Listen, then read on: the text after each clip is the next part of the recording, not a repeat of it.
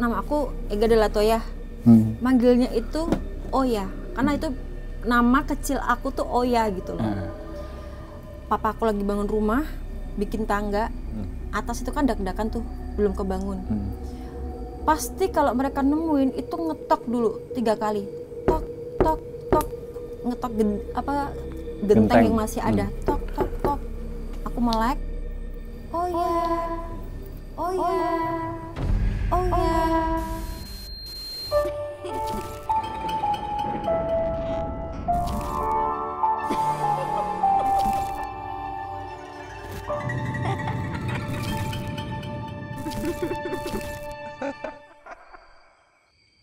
Lengserongi seleramu,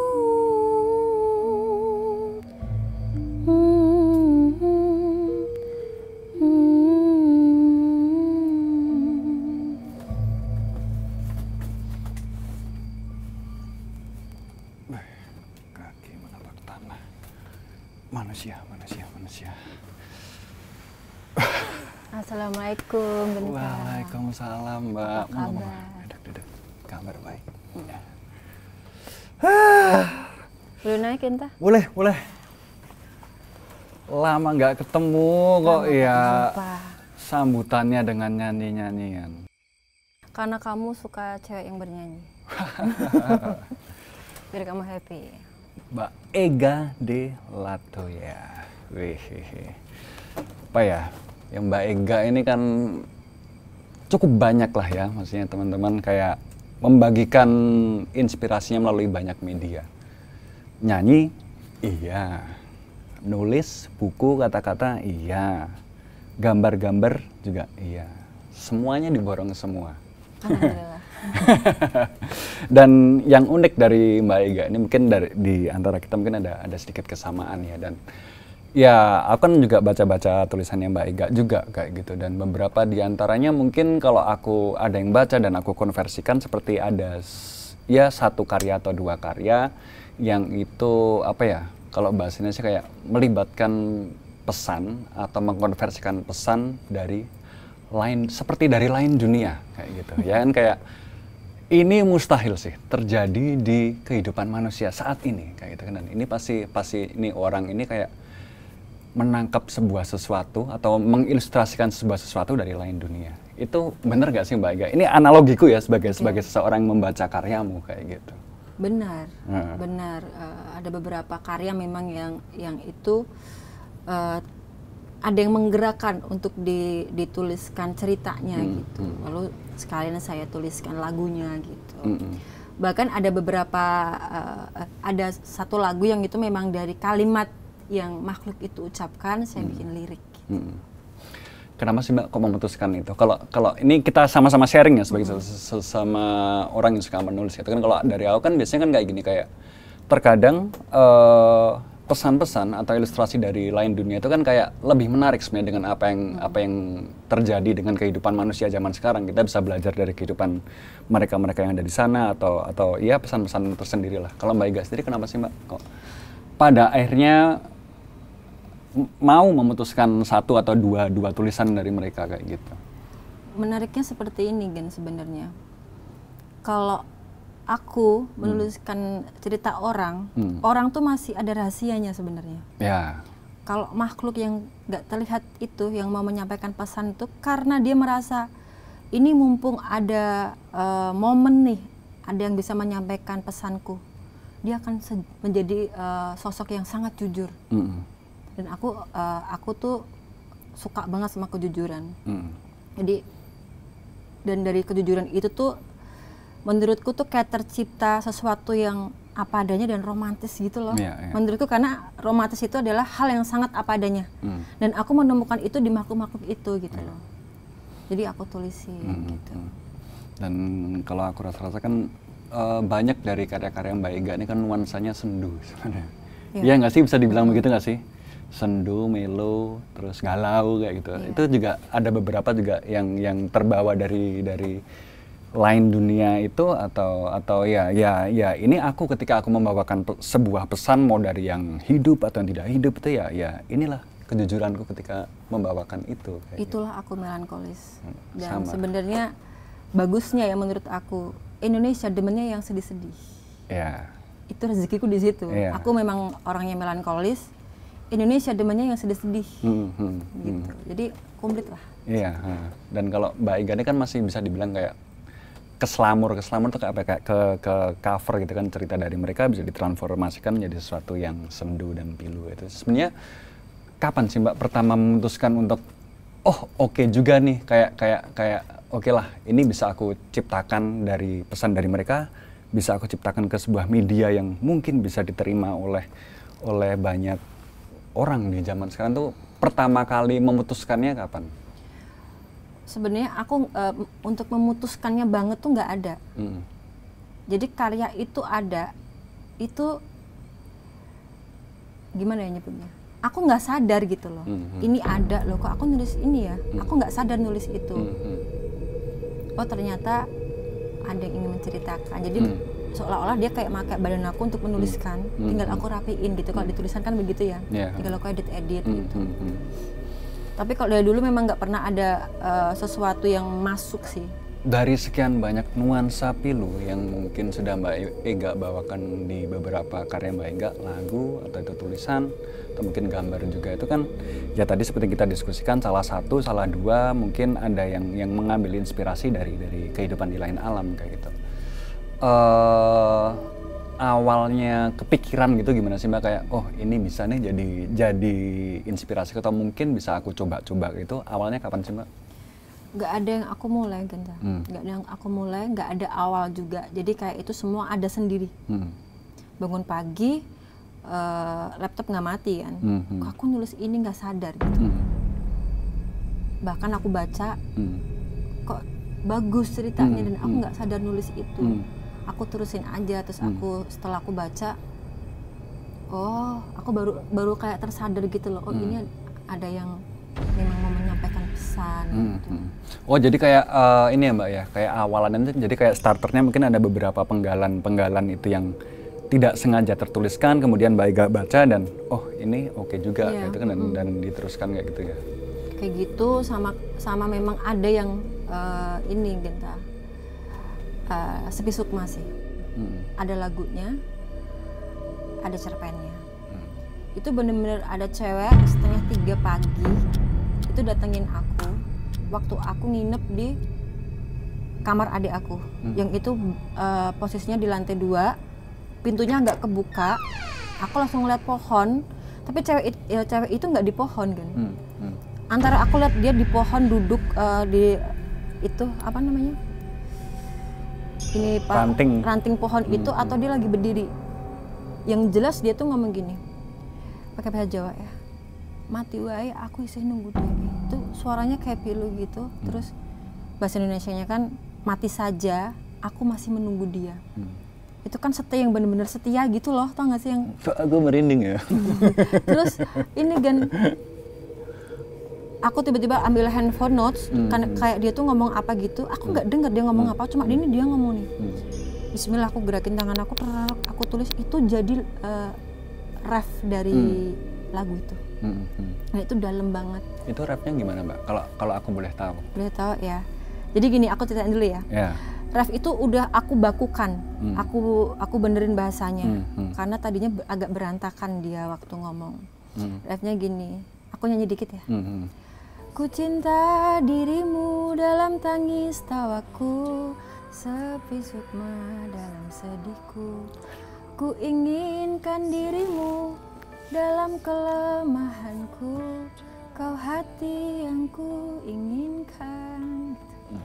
Itu kan, kau hati yang aku inginkan, aku mencintaimu dalam kelemahanku. Itu kayak bagi aku romantis yang tingkat dewa banget gitu loh. Itu akhirnya aku bikin lagu, aku cari song dan lain-lain lah. Kamu bisa cek nanti di platform aku ya. Terus singkat cerita, itu memang itu kejadian tahun 14-an, aku baru launching 2019. Waktu aku ketemu mbaknya ini, aku nggak tahu dia siapa, kasusnya apa nggak tahu, karena memang aku nggak mau masuk ke dunianya dia, nggak mau masuk. Yang penting aku bikin lagu aja lah, masuk ke gitu. Udah, aku doain dia, entah siapa namanya, aku inget aja mukanya. Tahun 2021 itu kan buku aku launching. Akhirnya aku izin ke dia buat nulisin ininya, apa ceritanya. Ternyata dia itu adalah salah satu wanita zaman dulu banget. Pacarnya itu Laksamana muda. Perang, pulang-pulang dia udah meninggal. Yang meninggal? Ceweknya. Cewek ini tadi. Makanya tadi dia mati aja, aku masih nunggu dia. Karena dia meninggal dalam keadaan menanti gitu loh. Habis itu dia cerita ketika Laksamanaku ini, laki-lakiku ini perang, aku ikut perang. Ruhku ikut perang. Itu romantis banget menurut aku. Iya. Ya bisa dibilang inilah Mbak Ega, kayak tadi aku bilang dari awal kan, aku kan juga menikmati ya beberapa karyamu, dan kebetulan aku juga berkecimpung di dalam dunia penulisan yang dalam genre seperti itu. Kadang aku kayak menganalogikan bahwasanya kata-katamu atau mungkin kalimat-kalimatmu ini sebenarnya magis, dan itu kayak mustahil ada orang zaman sekarang, generasi sekarang ngomong kayak gini nih, mustahil. Kita sudah banyak mengenal orang, nggak ada lah, walaupun ini kita juga menulis, tapi mustahil ini pasti adalah konversi dari ya kehidupan yang mungkin lebih luas daripada kita kayak gitu, dan itu benar-benar terasa. Dan ya sebenarnya banyak juga ya Mbak ya, kayak lagu-lagu yang mungkin juga terinspirasi dari sana, kayak mungkin kayak Payung Teduh itu, Resah yang katanya juga kayak gitu. Dan aku sukanya kalau setelah aku tahu backstory-nya lagu Sepi Sukma ini tadi, kayak Mbak Ega ceritain, kayak ya aku membayangkan aja ketika aku tahu liriknya bagaimana itu dibawakan, dinyanyikan, ya aku hanya membayangkan seorang wanita tulus dari lain alam sana yang sudah punya mimpi yang tidak kesampaian untuk menunggu kekasihnya, dan dinyanyikan secara tulus. Dan itu menurutku adalah sebuah seni juga kayak gitu kan, sebuah seni yang menginspirasi kayak gitu. Berarti ini ya Mbak ya, kayak sinyal untuk mendapatkan pesan dari mereka tuh, kalau Mbak Ega mungkin banyak ya. Mungkin kalau aku kan kadang cuma dari mimpi aja, ya. Kalau aku biasanya cuma mimpi, atau kadang ada orang yang maksa, kayak kan ya ajaibnya kita ada di dunia kayak gitu kan, kayak ada orang yang tiba-tiba bilang kayak gini, ini harus kamu tuliskan gitu kan, ajaib gitu. Dan berarti kalau Mbak Ega beragam jenis kayak gitu. Beragam jenis sih, kayak Malala juga aku ada kisah Malala ini. Sampai sekarang pun aku sebenarnya masih nyari di mana lokasi Malala. Apa? Malala itu apa? Malala ini kan kesebarnya, dia tuh mati bunuh diri, menenggelamkan diri di telaga. Padahal dia gantung diri, mayatnya ditemukan bapaknya, dan dia ditenggelamkan di telaga. Karena telaga ini memang tempatnya dia bertemu sama kekasihnya yang gak disetujui bapaknya ini. Dan Malala kenapa sampai gantung diri? Itu karena bapaknya tuh ngelarang dia pacaran gitu loh sama si cowok yang katanya kiri ini. Bapaknya terlalu kasar sebenarnya, terlalu sombong, angkuh. Malala mulai ngerasa gini, kayak aku ngapain ya hidup cuma gak bisa sama orang yang aku cintai dan lain-lain hal lah. Nah itulah kenapa Malala tuh menyampaikan pesan ke aku, bahwa sebenarnya dia itu menyesal sebenarnya untuk bunuh diri, karena itu hal yang paling buruk. Ya, bunuh diri adalah hal paling buruk dan nggak diterima. Di sisi lain untuk percintaannya, Malala tuh cuma mau menyampaikan ke banyak orang untuk kejarlah seseorang yang mampu menggetarkan hatimu. Dan sebenarnya kematian itu bukan akhir dari semuanya, bukan akhir yang baik dari semuanya.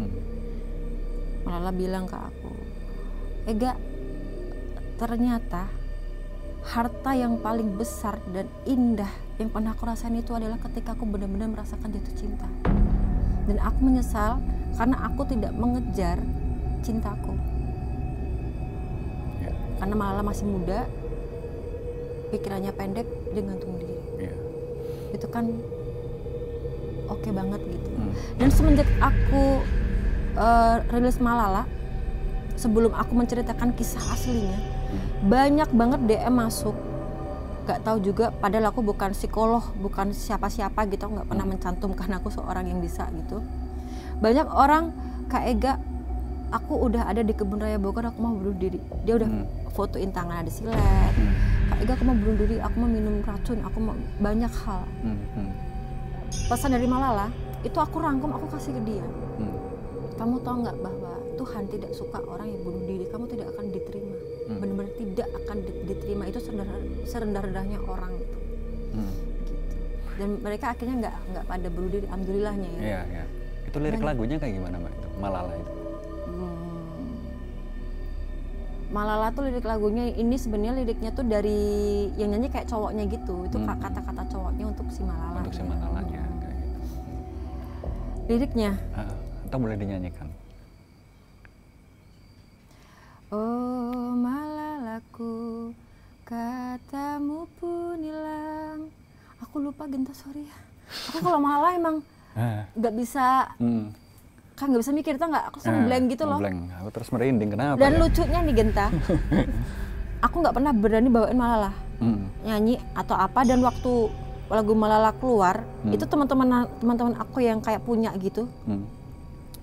Ega ini lagu apaan gini-gini, katanya mereka merasa kecekik lah, merasa apa, mereka nggak tahu cerita si Malala loh. Ternyata memang dia kan kecekik.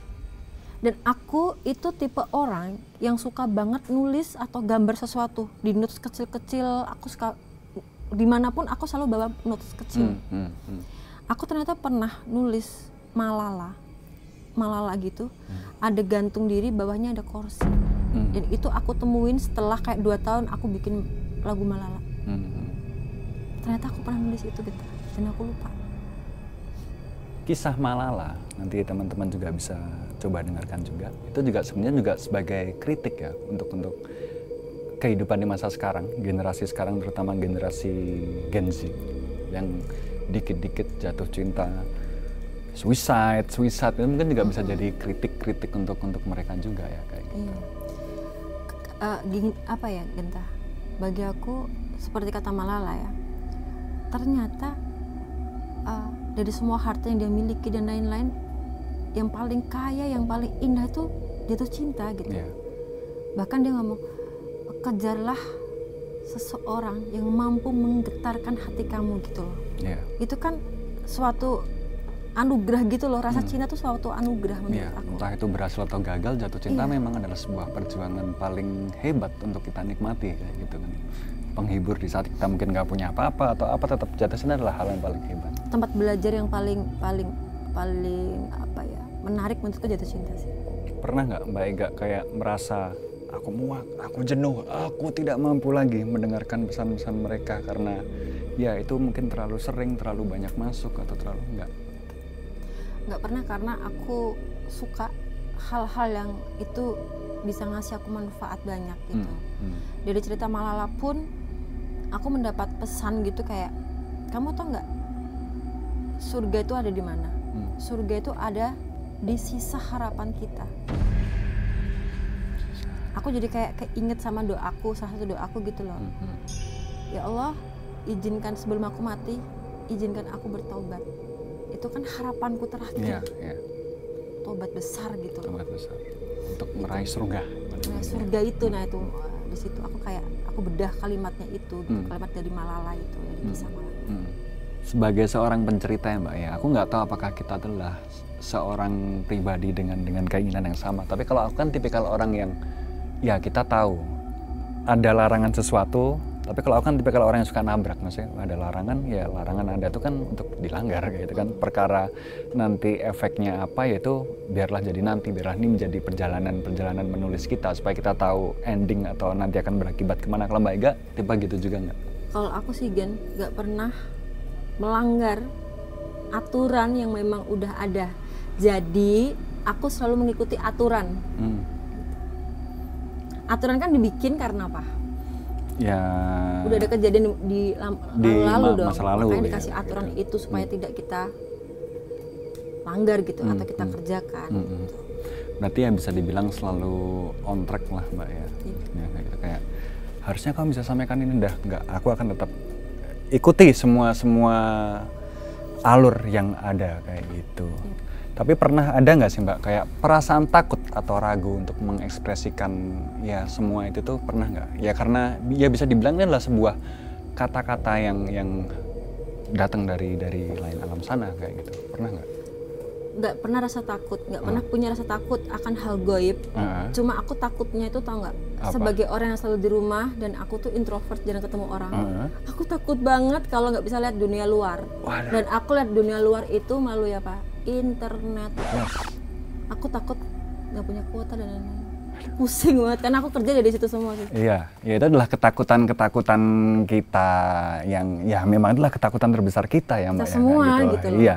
Dan menurutku tuh horor lagi sih. Dan apa ya? Ini saya kasih tahu ya Mbak ya kayak ada rekomendasi SIM card nih. Asik. Apa tuh? Yang sinyalnya selalu menjadi nomor 1. Oke.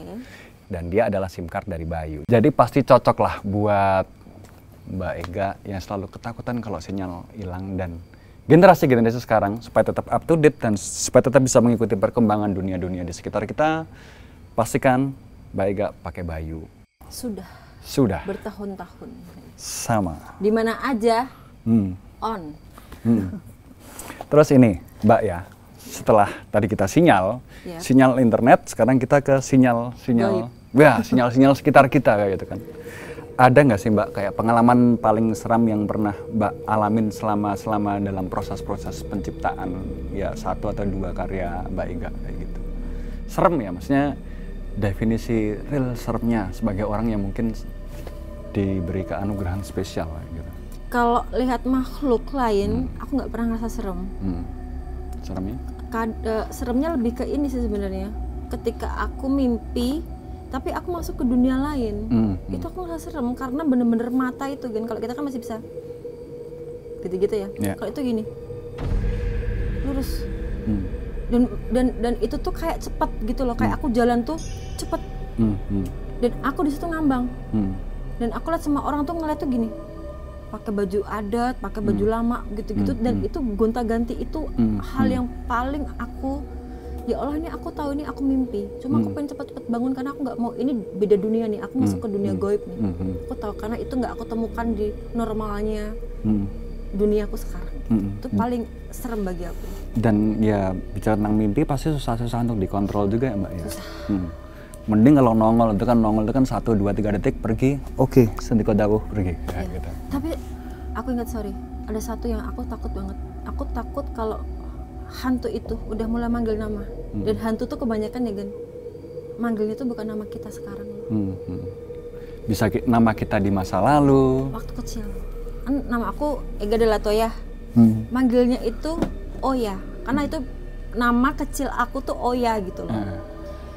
Papa aku lagi bangun rumah bikin tangga atas itu kan dak-dakan tuh belum kebangun pasti kalau mereka nemuin itu ngetok dulu 3 kali tok ngetok genteng yang masih ada tok aku melek oh ya itu bener-bener kayak di film-film kiri kanan itu aku bangunin nggak bangun kayak bener-bener kayak orang udah nggak bisa bangun gitu loh. Itu aku paling serem di dunia ini itu menurut aku dipanggil oh ya suara cewek tapi kayak bukan anak kecil sih, tapi usia remaja gitu loh. Yang manggilnya kayak agak centil. Oh iya, kayak ngajak main. Serem gak sih gitu? Serem. Dan itu sebelum aku dipanggil tuh, Gan, aku tuh dibangunkan. Jadi maaf, kaki aku tuh selonjor gitu, bobok normal. Kok kayak berat di kaki tuh kayak berat tau kan, kayak tindihan gitu. Aku agak melek gitu tuh ada cewek. Kaget banget sih. Kaget. Lagi aku mau ini. Mengutarakan si cewek ini, aku kan kayak tindihan gitu kan Gan, takut banget tindihan gitu, aku agak melek gitu, ternyata cewek ini tuh udah duduk, dia ternyata punya kucing, jadi kayak makhluk itu tuh nggak berbentuk gini loh, mereka tuh kayak asap bayangan gitu tuh berbentuk cewek gitu kan, dia lumayan tinggi, dia naik ke tangga itu, keluar kamar naik ke tangga, nyusulin kucingnya hitam semua, habis itu kan aku melek nih Gan, tok oh ya sedikitnya aku agak setuju dengan Mbak Ega juga sih soal Apa yang paling menakutkan di segala sesuatu ini adalah ketika ada sesuatu dari sana yang tahu nama kecil kita. Aku pun pernah mengalami itu. Pasti manggilnya nama kecil. Nama kecil, itu waktu itu terjadi di salah satu gua di daerah Tasik. Kalau nggak salah namanya Gua Saparwadi. Waktu itu jam 2 malam aku masuk ke sana. Aku masuk ke sana dan di dalam gua itu memang aku harus mencari sebuah mata air gelap sendiri, tidak boleh bareng-bareng. Aku mandi di dalam gua itu. Jam 2 malam ya, intinya untuk membersihkan diri. Intinya kan ini gua memang digunakan untuk ini ya Mbak ya, ya wisata religi biasanya untuk ziarah karena pernah ada tokoh agama besar yang pernah datang ke sana kayak gitu. Dan aku mencoba untuk melakukan itu. Agendanya bukan penelusuran horor-horor yang mencari-cari, itu enggak, memang agenda spiritual aja kayak gitu. Aku mandi di dalam gua itu. Bahkan senter pun tidak bisa apa ya, menciptakan cahaya yang menyenangkan gitu, enggak gitu kan. Kayak kita mandi nggak mungkin mati dong, mati pasti senter dikasih sini dan pasti ada satu sinar spotlight yang akan menerangi satu titik kayak gitu kan. Dah aku mandi, setelah aku mandi aku harus balik ke salah satu titik di mana apa ya, di titik itu kita harus duduk berdiam diri merenung gitu kan. Dah aku merenung, dan ketika aku merenung aku mendengarkan salah satu suara yang itu menurutku cukup familiar dengan aku. Yaitu sebenarnya kayak suara dari nenekku sendiri. Dan itu memanggil nama kecilku. Ginta. Ginta? Ginta. Bukan Genta? Bukan ya? Genta. Ginta. Dan cuma dia yang manggil aku itu. Manggil 3 kali atau Ginta gitu doang, atau 3 kali? 2 kali. 2 kali? 2 kali kayak aku lagi bener-bener Ginta. Aku langsung mentalku langsung menciut Mbak waktu itu. Kayak Ginta. Waduh, kok ada yang tahu nama ini? Yang tahu nama ini itu cuma 1 orang. Nggak mungkin ada orang lain lagi yang tahu nama ini kayak gitu. Kecuali keluarga aku sendiri kayak gitu. Manggil lagi dan ada sesuatu tentang nenekku yang mungkin harus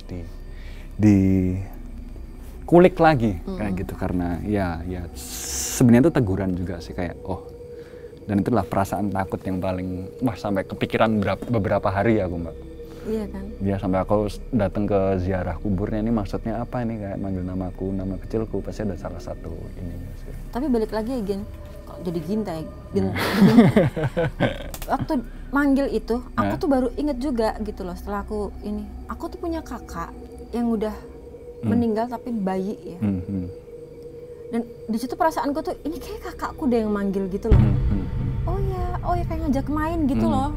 Ini loh ada rumah baru kita besok nih kayak gitu-gitu. Rasanya begitu, itu menakutkan. Nggak tahu kenapa deh. Kayak aku lihat pocong nih.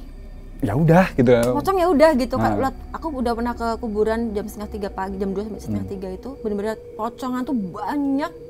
Bentuknya kan asap gitu kan, asap berbentuk bukan asap sih Gen, apa ya? Begitulah kayak tabung. Ya, gitulah. Molekul yang terbentuk gitu ya. Gitu.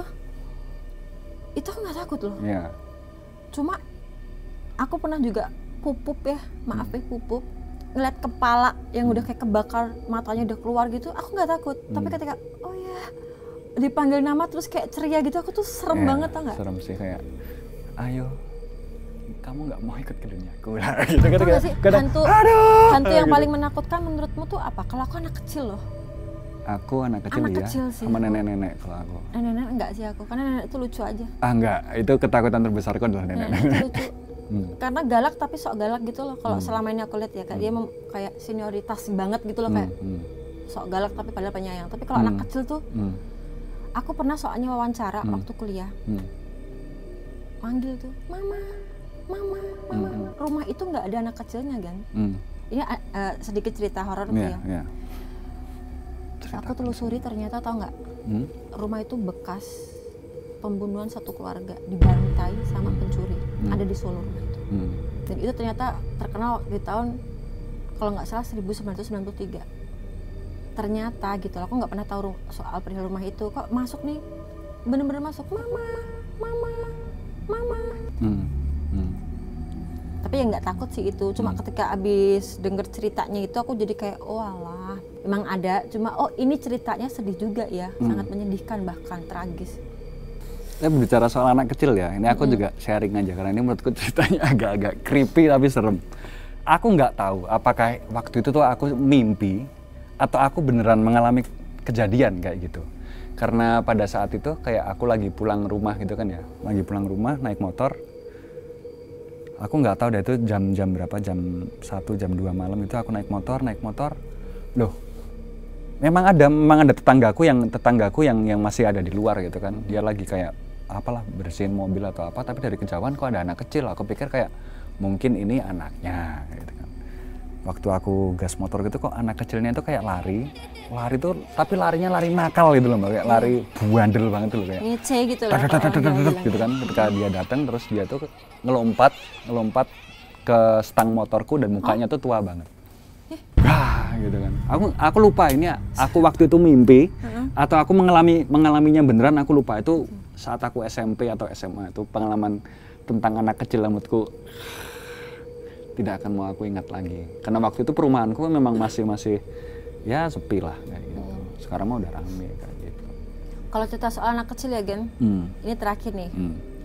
Baru aja aku alamin sih. Karena aku baru pindah ke Jakarta baru-baru ini, pindah lagi ke sini. Dan itu rumah kan baru aku tempatin baru aja gitu loh. Pintu kamar tuh aku buka dikit. Tiba-tiba ada yang gini. Aku diemin pertama. Kok aku takut ya gitu loh. Kadang kan ada nggak takut-takutnya aku, kenapa ini aku agak takut. Karena dia gengges gitu loh kayak gini-gini. Tapi auranya hitam semua kan. Tau nggak sih, bukan yang bersih gitu loh, yang bener-bener gelap gitu. Aku suka sama kamu, aku suka sama kamu. Aku tuh kalau digituin apa ya, takut keganggu gitu, apa gengges gitu loh kayak aku suka sama kamu. Aku suka sama kamu gitu. Itu aku langsung baca semua surah kan. Gini lagi. Kan serem ya begitu. Tapi kita tetap, dia tidak melihatkan giginya. Aku suka sama kamu. Aku langsung cek lah, aku lihat matanya, ini siapa ya? Ternyata memang dia penunggu lama dekat di bawah pompa air banget. Dulu anak ini dibuang di sini. Ternyata aku cek gitu. Karena kalau adikku bukan, saudaraku bukan, bla bla bukan. Oh, ini memang dibuang dulu di bawah pompa air rumah di zaman dulu banget. Kan mau gimana pun kita kan bekasnya banyak orang ya di suatu tempatnya semua. Ternyata dari situ. Dia gini loh kan. Tapi nggak duduk gini ya, berdiri tapi agak gini loh. Terus dia gini, aku suka sama kamu. Ngejek gitu ya, kayak ya bener-bener bandel kan, gitu lah ya. Cowok itu.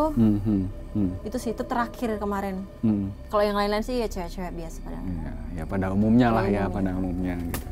Tapi ya Mbak ya, kalau kita balik lagi kayak gitu kan, perjalanan berkarya Mbak Ega itu kan panjang, maksudnya panjang, dan ya 2 di antaranya kan banyak yang ajaib gitu kan, kayak tadi kita sempat bahas juga ya, beberapa mungkin ada yang mencoba untuk menitipkan pesan, beberapa mencoba untuk menyampaikan pesannya, dan terserah Mbak Ega akan mentransformasikannya apa enggak. Tapi pernah nggak sih Mbak kayak mungkin di antara panjangnya pesan yang disampaikan dari mereka kayak gitu, terus Mbak Ega tuh kayak, ayo dong kamu dah nyampein ini ke aku loh, yuk sekarang gantian tolong bantu aku buat menyelesaikan ini semua gitu. Pernah nggak? Atau ya wes kayak gitu? Setauku sebagai manusia, aku hanya bisa mendoakan dan mendengarkan ceritanya, menerima dia dan mendoakan. Tapi aku memutuskan untuk tidak masuk ke dunianya. Dan aku memutuskan untuk tidak memberikan perjanjian apapun. Karena setahu jin kalau kasih janji dia pasti nagih banget. Aku nggak pernah gitu. Jadi tugasku cuma tadi, bertemu, menerima, lalu mendoakan, sudah. Jadi kayak ya udahlah, kayak apapun yang ada dari mereka, ya kita sebagai manusia yang punya mungkin kasta tertinggi gitu ya, kayak ya udah, kayak apapun itu ya namanya jin, ya tetaplah jin. Apapun yang ini ya udah, kita tidak berhak untuk meminta mereka gitu kan. Itu kesadaran sendiri-sendiri sih. Kesadaran sendiri-sendiri, karena dalam banyak kasus di luar sana tuh kan juga, wah contoh kasusnya banyak banget kayak gitu. Tapi ya Mbak Ega ya, ini sebenarnya kayak tinggalan dari podcast episode kemarin. Sebenarnya nggak tahu, terutama tadi waktu Mbak Ega cerita tentang Sepi Sukma sih paling kerasa. Aku cuma tanya ya Mbak ya, ini cuma tanya, entah Mbak Ega merasakan hal yang sama apa enggak. Dari sana ada sesuatu yang nggak nyaman. Dari sana.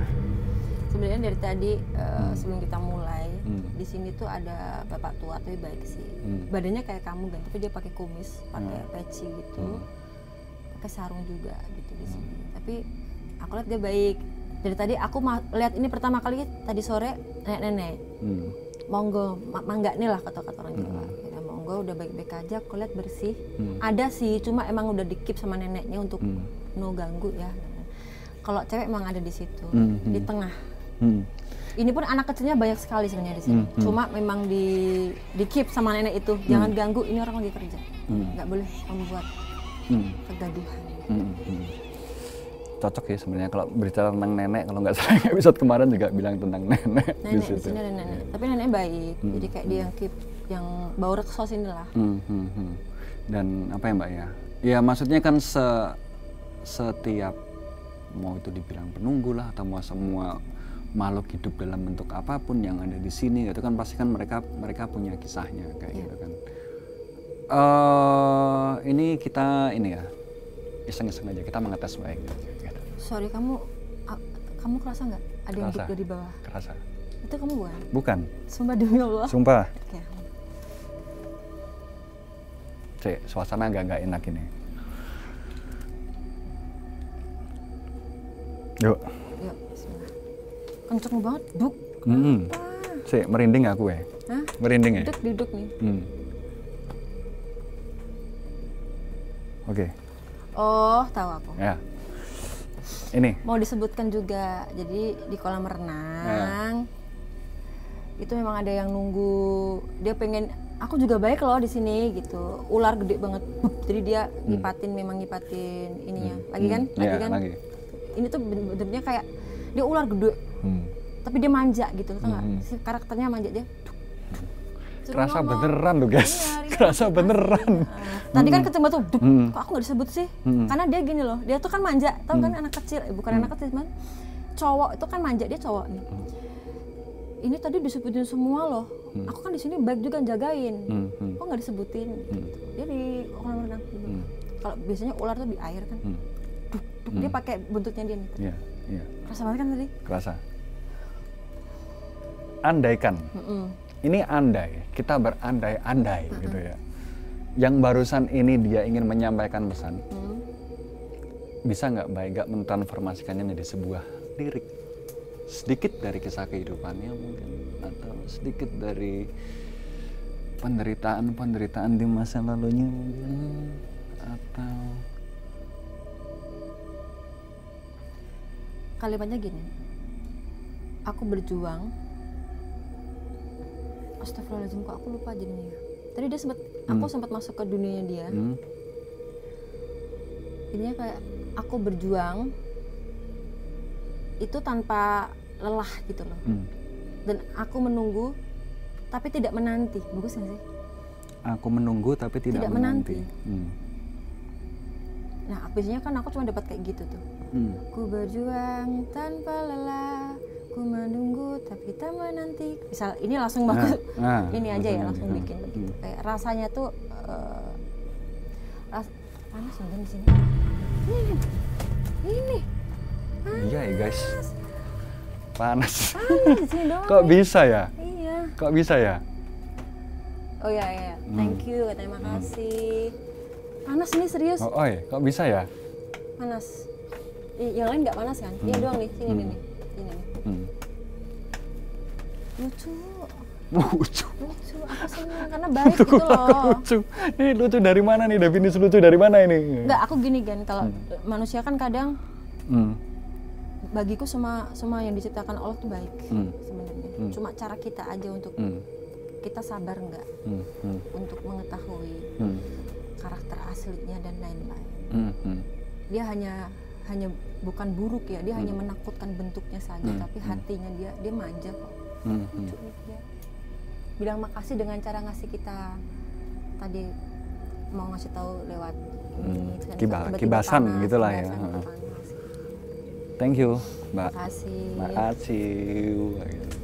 Terus nih Mbak, tentunya pengalaman kayak gini kan nggak cuma sekali dua kali ya mampir di apa maksudnya perjalanan Mbak Ega gitu kan. ya 1, 2, 3 pesan datang silih berganti kayak gitu. Ada nggak sih Mbak yang kayak itu berkesan banget buat Mbak Ega, entah yang itu sudah dicurahkan dalam bentuk tulisan atau dalam bentuk lagu, itu ada nggak sih satu yang menurut Mbak Ega ya ini sampai sejauh ini adalah favoritku? Semua favoritku sih. Semua favorit. Jawaban aman. Favoritku karena mempunyai cerita yang berbeda-beda, mempunyai pesan yang mendalam semua, jadi semua favoritku. Tidak ada yang di ranking 1 kan? Tidak ada. Hanya Allah yang ranking 1. Asik. Bener sih kalau itu sih. Nggak ada yang aku favoritkan. Beneran nggak ada yang ranking 1? Nggak ada ya. Semua sama rata, karena apapun itu pasti dia memberikan pelajarannya yang dititipkan kepada kita untuk disampaikan kepada halayak luas kayak gitu kan. Ya walaupun itu dari kehidupan yang datangnya mungkin tidak di sekitar kita, itu adalah ya pelajaran. Menurutku adalah kayak itu. Kita tidak ada salahnya kok mengambil pelajaran dari banyak hal kayak itu kan ya Mbak ya. Memang kita harus mengambil pelajaran dari banyak hal malah. Dari banyak hal itu gitu kan. Ya supaya kita juga bisa merefleksi lah apa yang pernah terjadi di masa lalu. Kayak kalimat dalam Muslim ya, aku lupa siapa yang ngomong. Jangan dilihat yang ngomong, lihatlah isinya. Yeah. Gitu. Itu aku masukin ke dalam hati dan pikiran aku di kehidupan ini sih. Jangan lihat bentuknya, lihatlah isinya, isi omongannya. Yeah. Karena isi adalah kosong, kosong adalah isi. Asik. Susah kan? Dua orang suka jelas ketemu, enggak gitu. Terus Mbak, maksudnya kan apa ya? Kita berbicara tentang cerita, kisah, cinta, mitos, legenda atau sejarah manapun itu kan kalau kita bicara yang ada di Indonesia itu kan banyak, kayak gitu kan.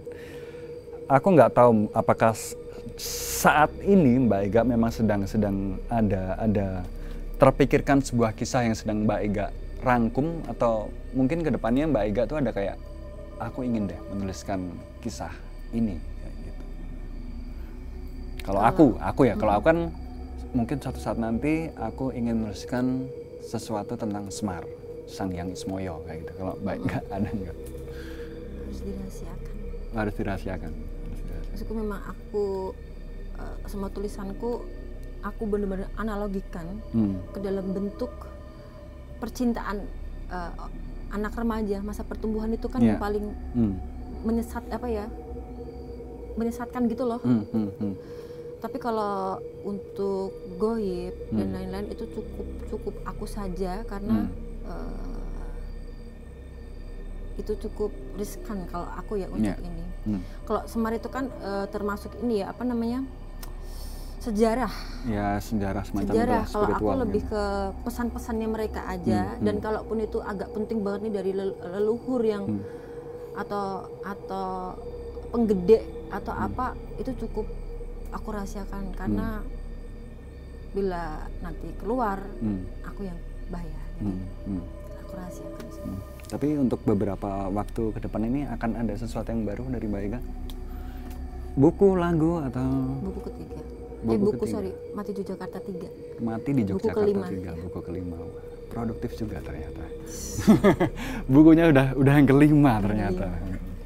Dan ya intinya begitu Mbak Ega. Okay. Terima kasih sudah menemani saya berronda di pos ronda malam ini. Sama. Terima kasih untuk cerita-cerita serunya. Semoga kedepannya kita masih bisa saling berdiskusi, saling bertukar kata-kata yang wah ini sekiranya bagus, ini nih kayak gitu. Amin. Gak ada yang ini tadi yang ada kecil juga. Oh iya. Terima kasih teman-teman sudah menyaksikan episode ini dari awal sama akhir. Dan teman-teman jangan lupa saksikan juga episode dari Podcast Teror di episode kedepannya, yang pastinya akan membawa bintang tamu dan ya geser akan membawa sebuah cerita baru, menarik, dan membawa kita ke sebuah pengalaman imajinasi yang lebih baru lagi. Dan semua tayangan ini bisa kalian saksikan di aplikasi Bayu dan semua sosial media Bayu. Jadi untuk teman-teman jangan pernah bosan dan saksikan terus. Terima kasih.